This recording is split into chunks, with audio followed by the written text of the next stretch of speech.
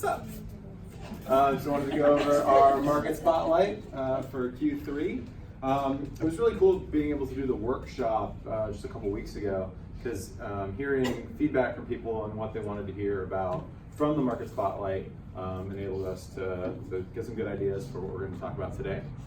So we're going to go over the same sort of market metrics that we always do, where we're talking about inventory and home pricing and how that affects us and what we expect to happen in the future. Then we're going to talk about rising rents. Who in here thinks that rents have been going up pretty fast recently? Yeah, I mean, if you're on the leasing side, you can see what we were renting, a 1229 for 2 years ago, and now rents are definitely going up. So we're going to talk about that. So inventory is high, low, low. So we're seeing the continued trend. Just like talking about where the inventory is declining. So in a normal equilibrium market, you're at about 6 to 7 months of inventory, where you would expect normal home price appreciation, which in Jacksonville is about 4%. And right now we have 2.83 months of inventory, which is down. Last time I was up here, it was a little bit over 3 months of inventory. As you can see, it's seasonal, so every winter inventory jumps up because there's less sales, and then declines again in the summer months, goes up, declines again, but overall, that trend is heading down. And because with low inventory, you would expect higher than normal price appreciation, which is what we have been seeing, although appreciation is starting to level off a little bit, which is something we're going to get into. So here is our current home pricing. So this pricing is the average of the last 6 months. So it's a little bit smoothed out to remove some of that seasonality. But right now we're a little bit less, about $240,000 is the current median home price in Jacksonville. This red line is taking the home price, the median home price in 2001, and appreciating it at 4.3% per year, which is what historical appreciation in Jacksonville has been. So you can see that line, where we're almost to that line. And what you would expect is home prices to hit that line and then kind of follow it up. Of course, it doesn't always follow it exactly. What typically happens is you see it'll go above, drop a little bit low, a little bit above. Obviously, in 2006, it was a very exaggerated jump up above and then a fall down below. But we expect it to return to more normal home price appreciation to level off at around that 4%, which is what we're seeing. So pretty interesting. What I did is I took the year-over-year appreciation dating back to 2013. I'm using August data because August 2019 data is the most recent solid data that we have. So if you look at it, so from 2013, you had 14%, 2014, 1%, and 2015 to 2018, 8 or 9% appreciation. Is 8 or 9% appreciation sustainable? No, it's not. If the average long-term has been 4.3%, you would expect the average long-term to be about 4.3%. We've had much higher than normal appreciation over the last few years. Why is that? Shortage of housing. Inventory, right? Shortage of housing. And home prices went up so high in 2006 and then cratered. In order for us to get to that average of 4.3, homes had to appreciate faster.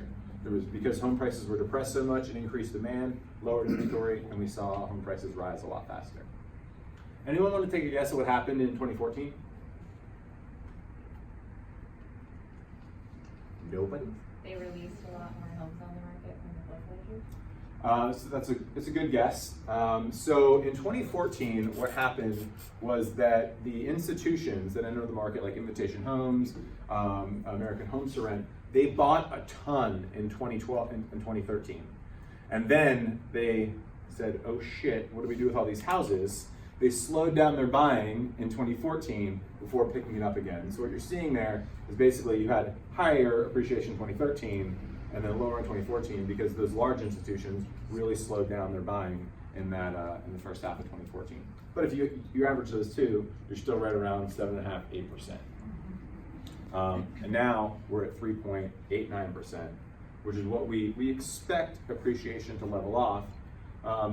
Even though inventory is still really low, appreciation we expect to level off because affordability and then also consumer sentiment around think about a recession. So talked to a lot of people and they're worried about, oh, are we at the head of the market? Should I not buy? So even though inventory is still pretty low, we don't expect to see 8-9% appreciation anymore, which is a good thing for the market. Who in here hasn't heard me talk about the recession myth? One? Does everyone remember? Okay, I've gone over this a couple times. Yeah, that's not true. Lauren thinks you're not paying attention. So I think that we'll be in a recession anywhere from now until the next 12 months. So we're in the longest economic expansion in history.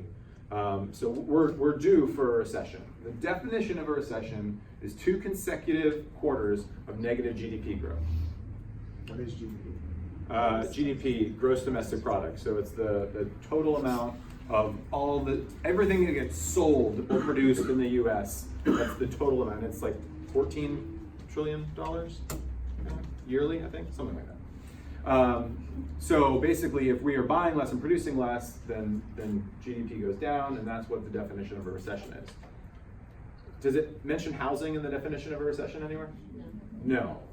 So historically, home prices do not fall during a recession. So even though we think that there's probably going to be a recession sometime soon, we don't necessarily think that home prices are going to fall. And when you look at these inventory numbers and home pricing numbers compared to where we should be, and the fact we have really low inventory, we don't think that the next recession will cause home prices to fall. Probably at all, and definitely not dramatically. So the data going back to that, in 2008, home prices in Jacksonville fell 38%. That's a lot, right? Would that be bad? Yeah. If home prices fell 38%? Yeah, that would be bad. But in the prior 4 recessions, 80, 82, 91, and 2001, the average amount that home prices fell was negative 4.7%. Homes actually appreciated through those prior 4 recessions. And the difference was in 2008, it was the credit markets that caused real estate to fall. So real estate caused the recession in that case because people were getting crazy loans that they couldn't afford on no doc and low doc loans. And the fact that all those mortgages started to default is what caused the recession, and then that severely exacerbated home prices falling, which we do not. Who's tried to get a loan recently? Anyone? I did. Was it easy? No. It is a very difficult process, which sucks when you're the one trying to get a loan, but is great for the housing market overall. Any questions about home prices or inventory before we move on to rents? All right. So this is a snip of a John Burns article report. So John Burns is a housing analyst, and they were looking at rents nationally and then by market. As you can see here, Jacksonville rents have risen 6.8% in the last year, which is one of the top in the country. And there's 2 other Florida cities, even above Jacksonville, Orlando and Tampa, at 6.9 and 7.9%. So you're seeing these really high rent growths in states that have positive tax environments and warm weather. And you're seeing that because there's a ton of population growth in addition to low inventory that's causing these rents to rise. You can see the national average is 4.6, and then a lot of the northeastern states are seeing much lower than normal rent growth. Is high rent growth a good thing or a bad thing? It depends, right? I mean, for the company, rent growth is a good thing. For our clients that already own homes, rent growth is a good thing. For our residents, it's not a good thing. It's making homes a lot less affordable, which means they either have to shift to a different neighborhood or shift to a smaller home. So overall, there's positives and negatives, but it's higher than normal rent growth is overall probably not a great thing. So we should be looking at ways to make homes more affordable in general. So then what we did is we broke down rents by zip code, and you can see where they're trending up and where they've been flat. So we just picked 4 areas of town. So we picked 08, 44, 16, and 46 together, and then 32211. And as you can see, 08 has been fairly flat where 4-4, the South Side and Arlington have appreciated. Any ideas why that is? JWB. We're going to talk about that in pricing a little bit. Less of an effect on this, but a little bit. New construction versus renovations? New construction versus renovations. So, to Tara's point, what she's saying is that if you're building more homes and you're renting those, that your nicer home should rent for more. There is some of that, but also square footages have gone down overall. So I kind of took that as a wash, where the average square footages have gone down. Some of them are new construction, so probably nicer housing stock. So looking at this data, what I got out of it had to do with, Probably more of a mix of owner and renter. yeah, exactly. So it has to do with inventory. So in 32216, 46, and 11, which are kind of higher end B class neighborhoods, where 3228 we would consider a C class neighborhood, because it's more desirable to an owner occupant. Owner occupants are buying a lot of those homes. So we used to do a lot of business in Arlington. We have a lot less new homes in Arlington nowadays than we did 4 or 5 years ago, because home prices are going up because we're competing with homeowners in those neighborhoods, which is a great thing for all of our clients or anyone that's bought homes, because obviously prices are going up. So investors, we and other investors in general, have gravitated towards lower end markets, because those are the only places where you can get really great rental yields, or overall it's easier to get great rental yields in those markets. And so you see more inventory being put on the market, which has caused, for instance, 3208, rent prices to be fairly flat.